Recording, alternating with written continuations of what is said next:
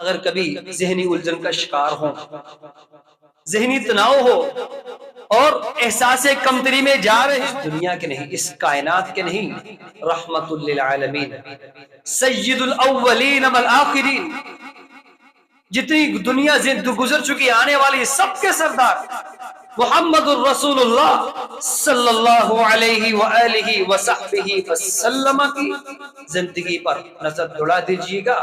آپ صلی اللہ علیہ وسلم کے پاس اکثر ایسا ہوا، گھر میں پیغام بھیجا کچھ کھانے کو ہے، آپ کے ایک نہیں دو نہیں، یہ بیک وقت میں 8-9 گھر تھے، لیکن کسی گھر میں کچھ نہیں مل رہا تھا۔